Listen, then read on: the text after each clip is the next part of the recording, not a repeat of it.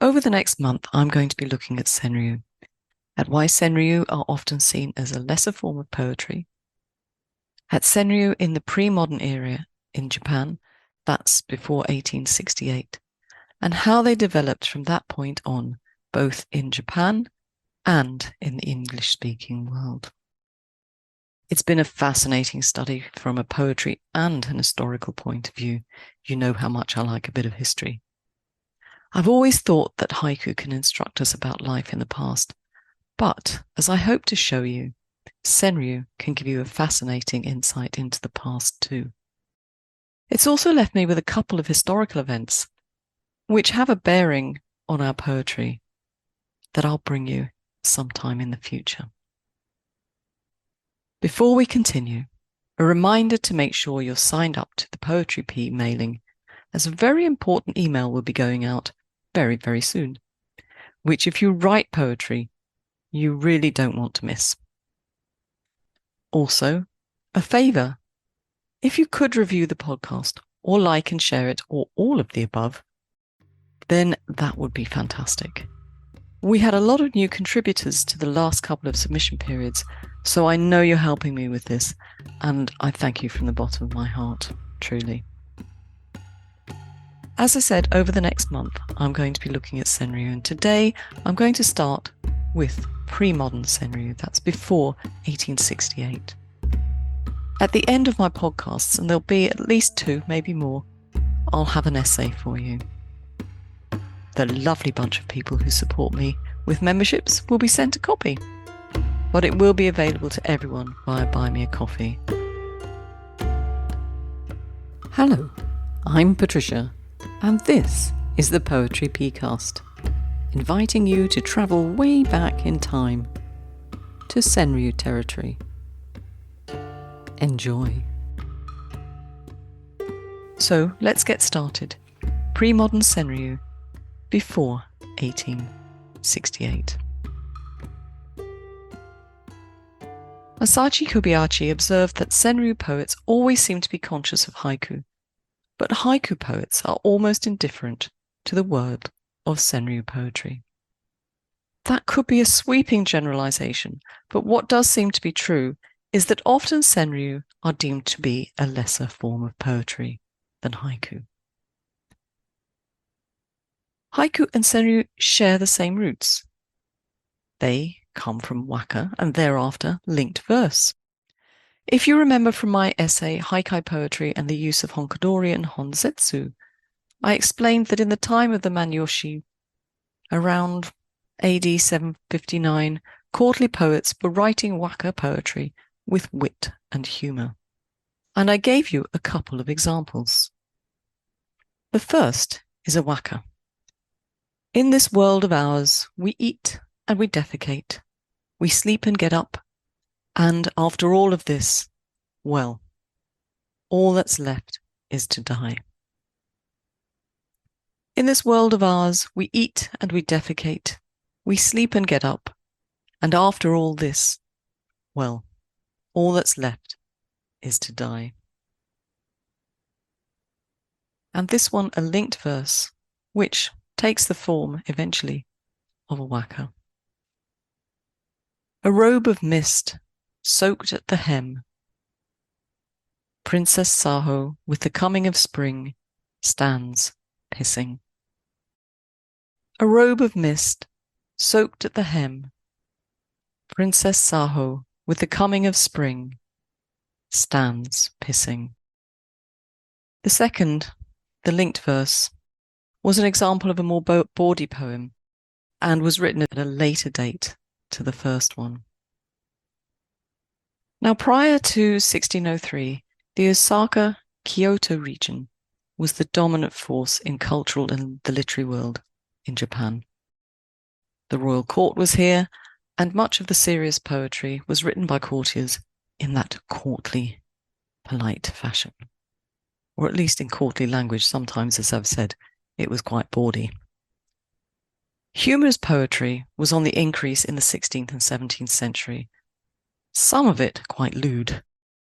There were conflicting opinions as to the value of this work. In the early to mid-17th century, the Taimon school of haiku encouraged the refinement of the form. But the Danrin school, which came to prominence in the latter half of the 17th century, wanted to return to a wittier form. A follower of the Taimon school said of the Danrin verses that they are only puns in the worst sense and are as light and as worthless as pumice stones. So, the devaluing or the undervaluing of the wittier poem is definitely not a contemporary thing. It was from the Edo period, 1603 to 1868, that we see senryu really emerge as its own distinct form. The senryu poem written at this time were known as Edo senryu, senryūten, or kosenryu, old senryu. They developed from verse capping, more particularly from verse capping contests, known as the meikuzuki, with apologies for my pronunciation. Meikuzuki were originally a device used by haiku masters to teach verse capping. Kikaku, one of Basho's disciples, was heavily involved with them. This educational device evolved into competitions. Donald Keane proposes that these competitions could have begun as early as the 1660s, but can definitely be traced back to the Kamigata region in the 1680s, spreading from there to Edo. So how did the meikuzuki competition work? A referee known as the tenja would offer a verse, a meiku, to be capped. This verse could be 2 or 3 lines, but more often than not, 2, which poets would cap with a tsukiku of 3 lines to follow a 2-line meiku, or 2 if following a 3-line meiku. I have an example for you. The meiku, something absurd, something absurd. The tsukiku, it was like this, bigger and bigger with each telling, the fishing lie. And the totality of the verse would be something absurd, something absurd. It was like this, bigger and bigger with each telling, the fishing lie. One thing to note about the tsukiku written in much of the Edo period was that the poet either didn't sign their work or they used a pseudonym. But documents do exist to tell us what sort of person was writing them. From the Nemonogatari, we learn that Sansho, a pseudonym, was a day labourer. Other writers mentioned in this essay are firemen, storytellers, a landlord, a steward, an embroiderer, a tavern owner, a noodle shop operator, a lantern seller, a cook, a plasterer, a Zen monk, and a friar. So people involved in very ordinary occupations, at least for those times. The poems were not, however, all written by the working classes. There were poetry groups in Edo districts where the warrior classes lived, who took part in these competitions. And I have an example of a tsukiku from Tayashu Munetake, who was the son of a shogun, no less. He was well known for his waka, and he also entered meikuzuki competitions. Let's hear what he wrote. The meiku first. What happy timing, what happy timing. And the tsukiku, the paperweight space. Just when it returns to its sheath, warm sake is ready.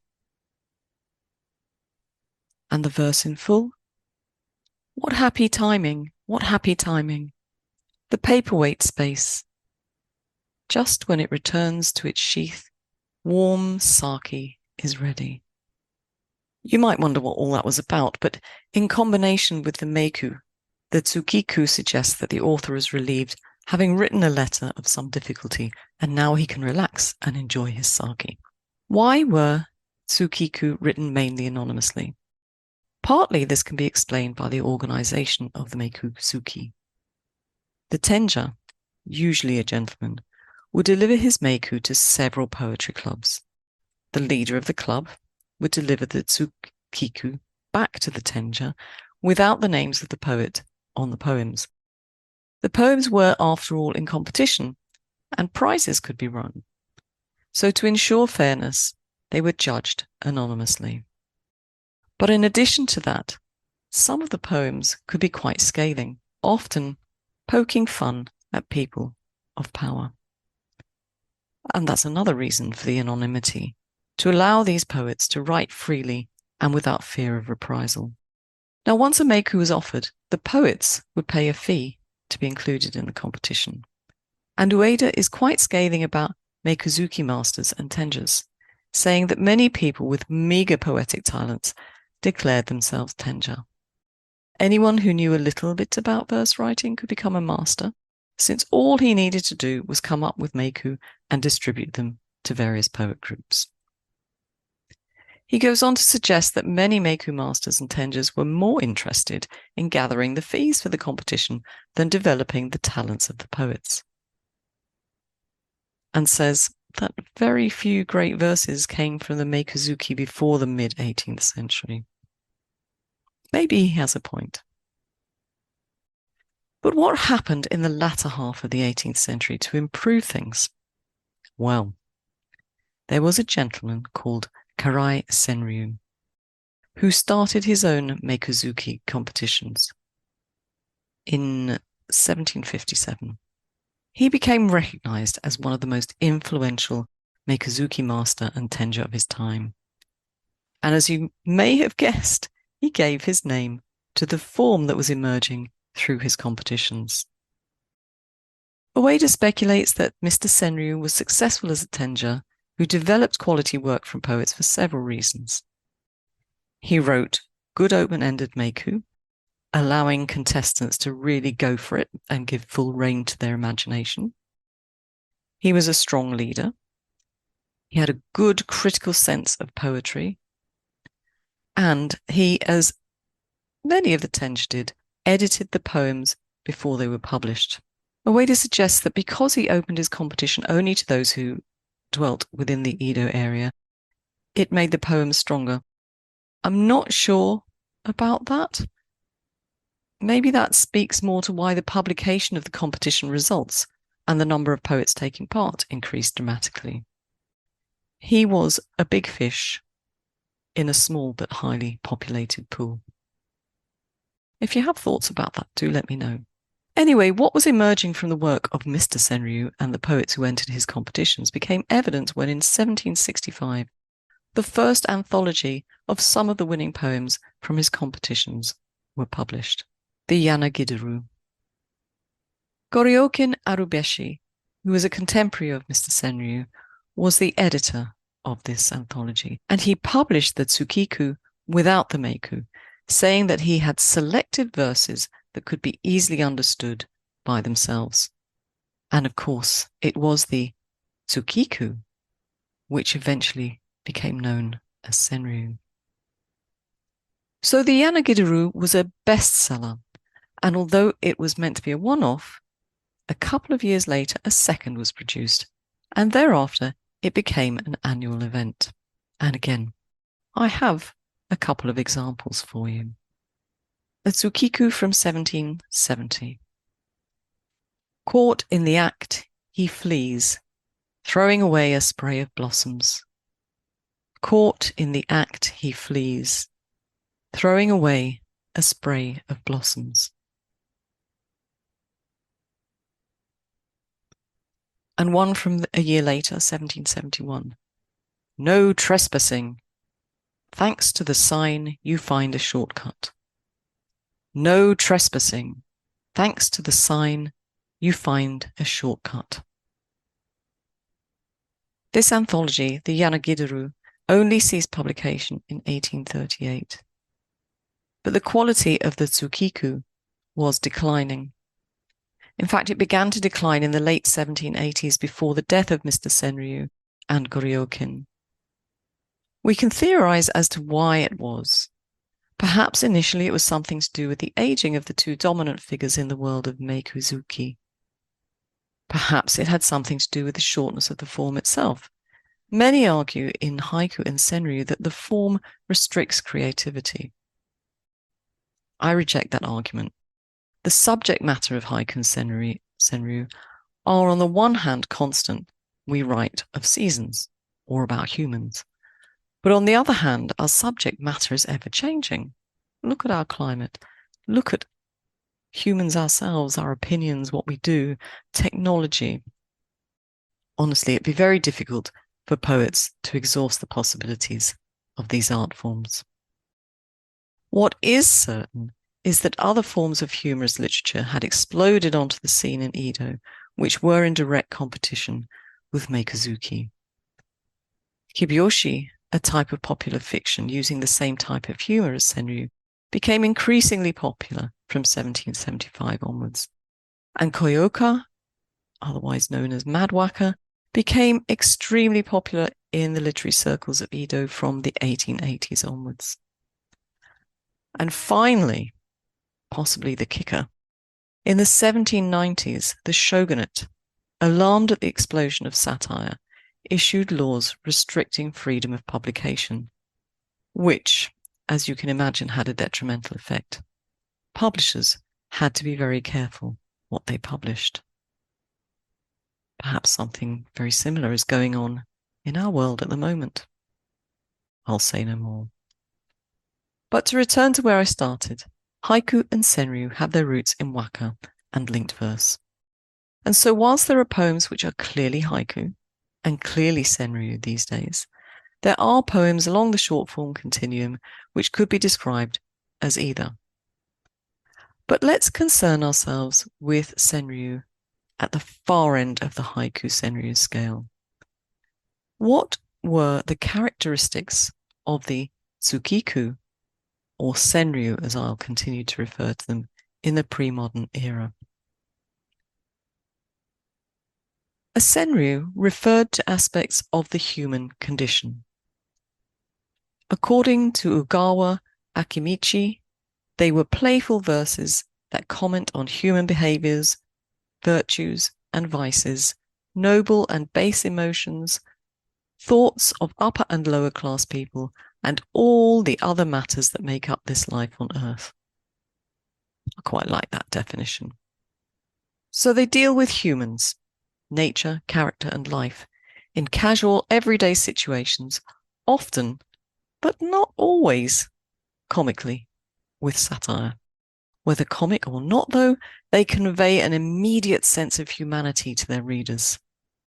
They don't need to have a kirei, a cut, and at the end of the senryu scale we're exploring, they do not mention seasons. Let me give you a few examples. Living alone, a fart just isn't that funny. Living alone, a fart just isn't that funny. Possibly because, I grew up in the UK. I always find a bit of toilet humour quite amusing, but I think it translates around the world. Hangover, trying to think where I drank. Hangover, trying to think where I drank. The last words gradually sinking lower and lower. The last words gradually sinking lower and lower. And so in this one, which speaks about the end of life, we can see senryu do not always have to be comedic, but it is really about the human condition, isn't it? Now let's have a look at some of the common themes of senryu in the pre-modern era. Ridiculing the higher echelons of society, and of course the samurai were up there, weren't they, at the time? A last resort. A samurai puts his soul in pawn. A last resort. A samurai puts his soul in pawn. And for those of you listening on the audio rather than looking at the slides, I'm spelling pawn P-A-W-N. And this poem is really talking about a samurai down on his luck. There was possibly one of the major themes of taking the mickey out of the higher echelons was when people were down on their luck. And the sword apparently was seen as part of a samurai's soul. And so this samurai, bless his cotton socks, was so down on his luck that he had to pawn his sword. A last resort, a samurai puts his soul in pawn. Cutting corners, the nursemaid doubles as his mistress. Cutting corners, the nursemaid doubles as his mistress. Another common theme was to take the mickey out of priests and the state. The priest admits to the courtesan, there's no such thing as hell. The priest admits to the courtesan, there's no such thing as hell. The civil servant's baby is very good at learning how to grasp. The civil servant's baby is very good at learning how to grasp.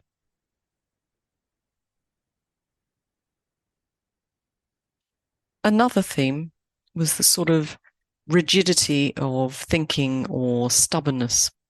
I think this one illustrates it quite well. Samurai's quarrel doesn't end until it produces two widows. Samurai's quarrel doesn't end until it produces two widows. The next example shows you incongruity. A poem about something that you wouldn't expect. Let me show you. The Zen monk, done with his meditation, looks for fleas. The Zen monk, done with his meditation, looks for fleas. So we have a Zen monk being all Zen. But when he's done, it switches and he starts doing normal things like looking for fleas. It's quite revolting, isn't it, really? And also, they wrote about naivety and innocence. I thought this was a lovely example.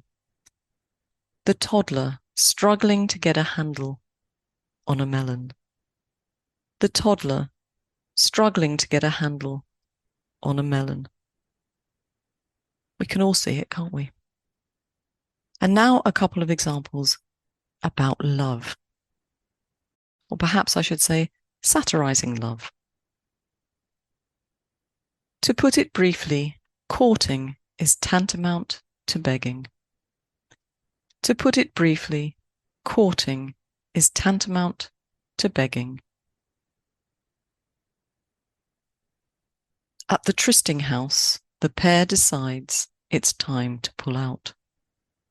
At the trysting house, the pair decides it's time to pull out.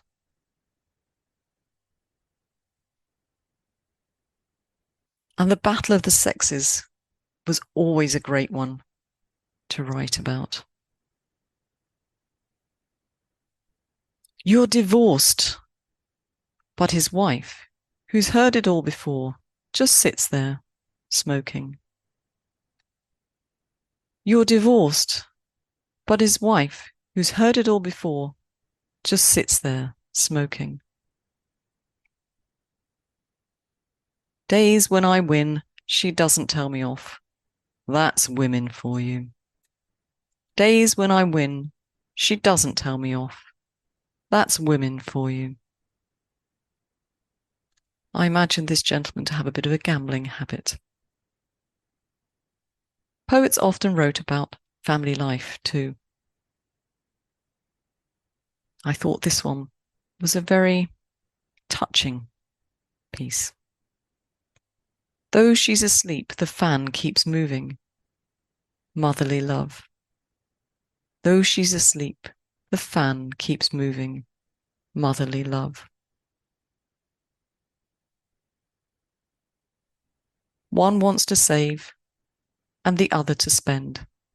Incessant warfare. One wants to save and the other to spend. Incessant warfare. I guess that's family life, battle of the sexes, maybe even love. The chaps writing poems at the time wrote also about the types of entertainment they were enjoying. We've seen a bit in the love section about courtesans, for example. But they also went to the theatre. And here's one about a trip to the theatre. Starting to kill himself, the actor stops to watch a fight in the audience. Starting to kill himself, the actor stops to watch a fight in the audience.